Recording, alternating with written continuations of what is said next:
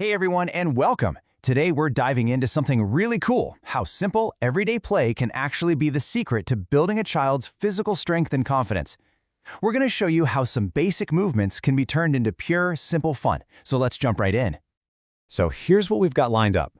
First, we'll tackle why any of this even matters for kids. Then, we'll get into the nitty-gritty of building a strong core, powering up those arms and legs, and then tying it all together with coordination. And to wrap it all up, we'll talk about how to make every bit of this feel like a game, not a chore.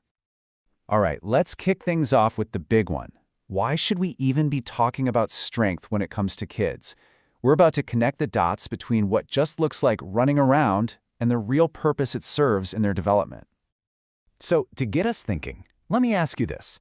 What on earth could jumping around on a playground, carefully climbing a jungle gym, and meticulously writing your name possibly have in common? They seem like totally different worlds, right? Well, the answer is muscle strength. That's the one thing that links them all. It's that force that helps kids support their own bodies, sit up straight at a desk, and just move through the world. You can think of it as the invisible engine powering pretty much everything they do. Now, to be super clear, we are not talking about taking kids to the gym or having them work out. Nope, this is all about building that solid physical foundation that makes all the fun stuff, the running, the creating, the playing, easier, safer, and way more enjoyable. Okay, moving on to the core. I want you to think of a kid's core like the trunk of a tree. It's that stable, strong anchor that lets all the branches, the arms and legs, move freely and with power. It really is the center of their physical world. This quote from our source material really nails the why. A strong core, what the experts call proximal stability, is what gives them support for, well, everything else. We're talking good posture, better balance, and the coordination they need for just about any physical task.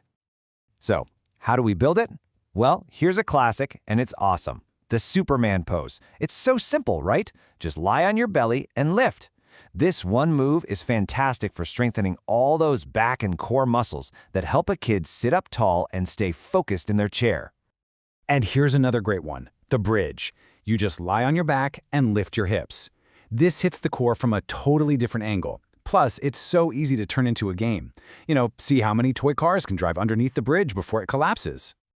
All right, so with that stable core locked in as our anchor, let's talk about the tools kids use to actually interact with their world, their arms and legs. This is where strength directly turns into action and exploration. This slide just lays it out so perfectly. You can really see the two sides of the coin here. On one side, upper body strength gives you better hand control for things like drawing or using scissors. And on the other, lower body strength is the engine for all movement, running, jumping, you name it. They have to work together. Okay, let's zoom in on the upper body for a second, because this quote is a real eye-opener. It draws a straight line from having a stable, strong shoulder all the way to having better handwriting. It makes sense, right? When the shoulder is strong, the hand is free to do all that precise, detailed work. So what's a great, safe way to build that strength? Wall push-ups. They're perfect. By pushing against a wall, a kid can build up shoulder and arm strength without all the strain of a full-on floor push-up. It's a fantastic starting point.